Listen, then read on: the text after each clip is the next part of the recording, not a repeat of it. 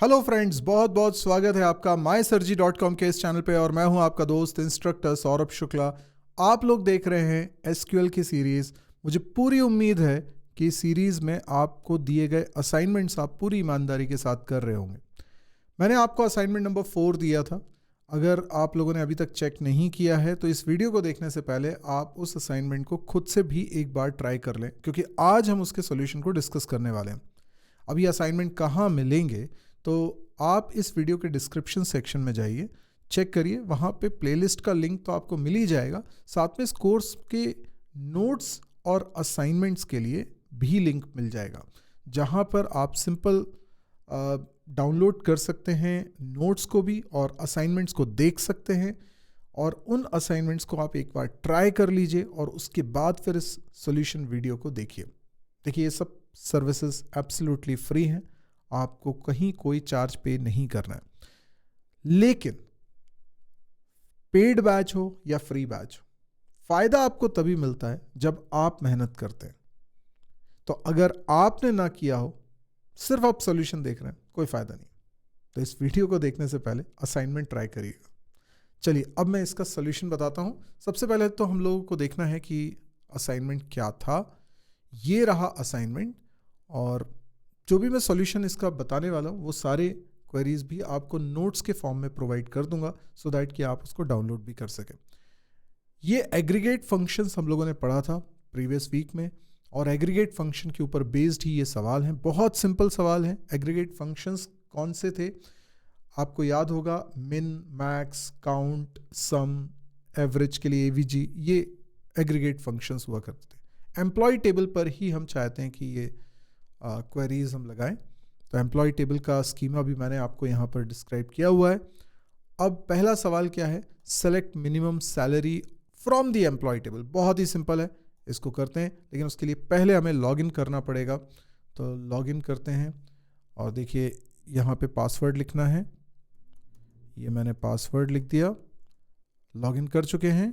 यहाँ स्टेटस देख लीजिए, अभी ये स्टेटस दिख रहा है, कनेक्शन आईडी, डेटाबेस कोई सा सिलेक्टेड नहीं है। डेटाबेस अगर देखना चाहते हो तो लिखो शो डेटाबेसेस, और इस तरीके से आपको डेटाबेसेस दिख जाएंगे। आपने DB1 को सेलेक्ट कर लिया, DB1 आपको दिख रहा है।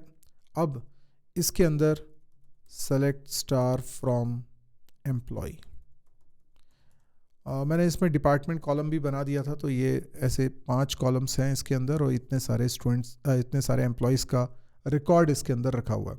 अब आपको जो पहला सवाल दिया है वो सवाल ये है कि सेलेक्ट करो मिनिमम सैलरी। पहले तो आप ही देखिए कि इसमें से मिनिमम सैलरी किसकी दिखाई दे रही है। ऑब्वियसली नल वैल्यू को हम कंसिडर नहीं करते हैं कंपैरिजन में। तो अब सबसे कम सैलरी आपको किसकी दिखाई दे रही है? क्या 15,000 से कम कोई है? हाँ, 12,000 से भी कम कोई है? नहीं, 12,000 से कम कोई नहीं। तो संदीप की सैलरी सबसे कम है, इसका रिकॉर्ड मुझे देखना है। रिकॉर्ड नहीं देखना है, इनफैक्ट मुझे सिर्फ सबसे कम सैलरी जाननी है। अगर आप ये बोलते हो कि नहीं, मुझे उस एम्प्लॉय का पूरा रिकॉर्ड देखना है जिसकी सैलरी मिनिमम है, तो आपको लगेगी नेस्टेड क्वेरी।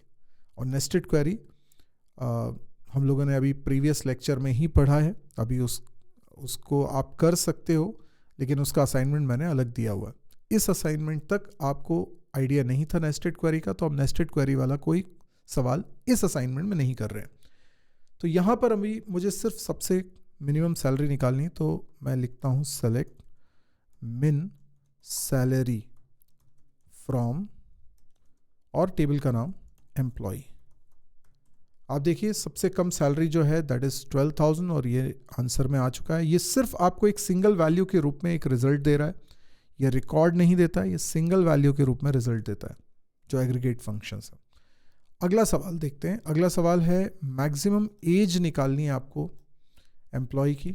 तो मैक्सिमम एज वैसे आप देख के बता सकते हो। सबसे ज़्यादा एज किसकी है? निधि की है, 41। अब इसी चीज़ को करके देखते हैं। तो यहाँ पे बस आपको एग्रीगेट फंक्शन चेंज करना है, मैक्स, और उस किस कॉलम पे आप लगा रहे हो? एज। तो 41 हमारा रिजल्ट आ गया। अगला सवाल है तीसरा, count the number of records in employ table. Employ table में टोटल कितने रिकॉर्ड्स हैं, तो आप लिखिए select count star from employ. Capital small से कोई फर्क नहीं पड़ता है। देखिए टोटल नंबर ऑफ रिकॉर्ड्स यहाँ पे 12 हैं। आप देख सकते हो ये लाइन से नंबर नहीं है, बीच बीच में कुछ गायब है, जैसे 4 गायब है यहाँ पर, 6 गायब है यहाँ पर, तो आप ऐसे काउंट कर लो 1 2 3 4 5 6 7 8 9 10 11 12। तो ये 12 रिकॉर्ड्स इसके अंदर हैं और यही आंसर हमारा आ रहा है यहाँ पे। अगला सवाल है सम ऑफ द सैलरीज, हमें कैलकुलेट करना है sum of the salaries of all the employees, सभी एम्प्लॉयज की सैलरी का सम। इससे पता चलेगा कि कंपनी के ऊपर कितना खर्चा आ रहा है।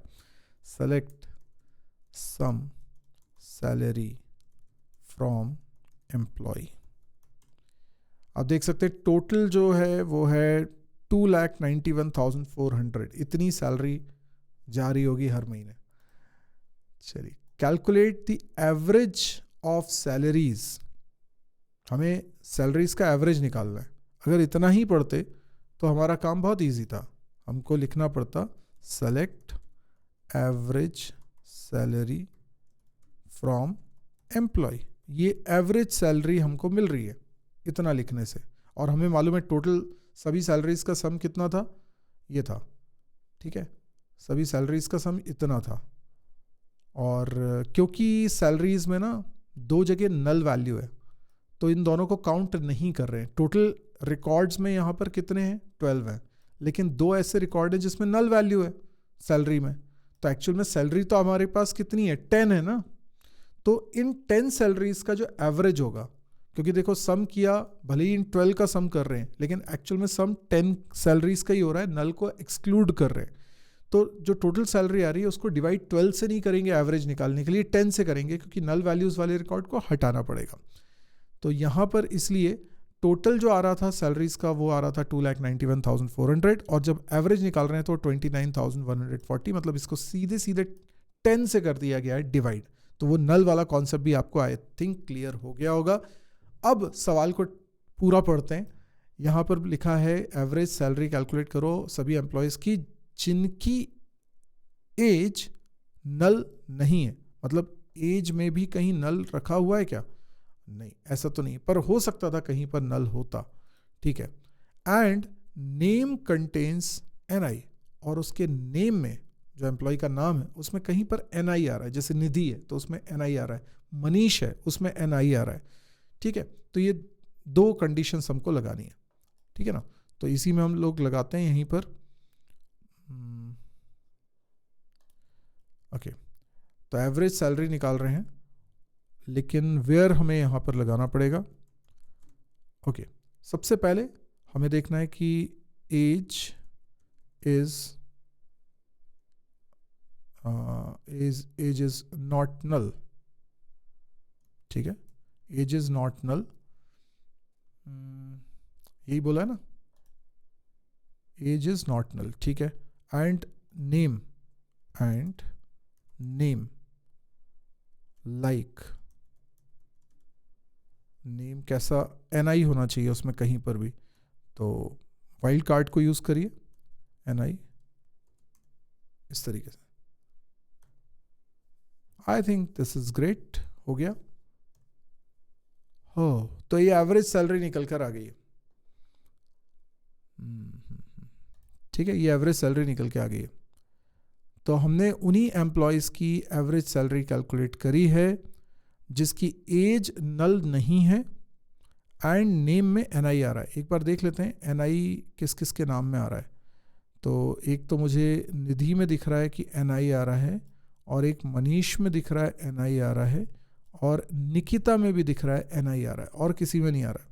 इनकी सैलरीज को अगर देखें तो 22,000, ठीक है, और मनीष का 18,000 है, तो ये हो गया 40,000 और निधि का हो गया 26,400, 40 एंड 66,400 हो गया। 66,400 को आप डिवाइड कर लीजिए 3 से, 66,400 को 3 से डिवाइड कर लीजिए। ठीक है, तो आ जाएगा ये वैल्यू। पॉइंट में आएगा, ऑब्वियसली यही वैल्यू आएगी। तो आई गेस अब आपको समझ में आ गया, ये 5 सवाल हम लोगों ने कर लिए। 5वां थोड़ा सा कॉम्प्लेक्स था अभी के स्तर से, अदरवाइज सभी सिंपल ही थे। तो आज का ये असाइनमेंट भी हमारा कंप्लीट हो गया। अगर वीडियो पसंद आ रहे हैं तो प्लीज़ आप इनको लाइक करिए, शेयर करिए, कमेंट देकर मुझे बताइए कि आपको वीडियोस कैसे लग रहे हैं, कितने फ़ायदेमंद लग रहे हैं। और साथ ही साथ अगर चैनल को सब्सक्राइब नहीं किया तो सब्सक्राइब ज़रूर कर लीजिए, क्योंकि कोई भी वीडियो आपसे मिस नहीं होना चाहिए था, जिसके लिए आपको बेल आइकन को भी प्रेस करना है। आज के लिए इतना ही। Thank you, good bye.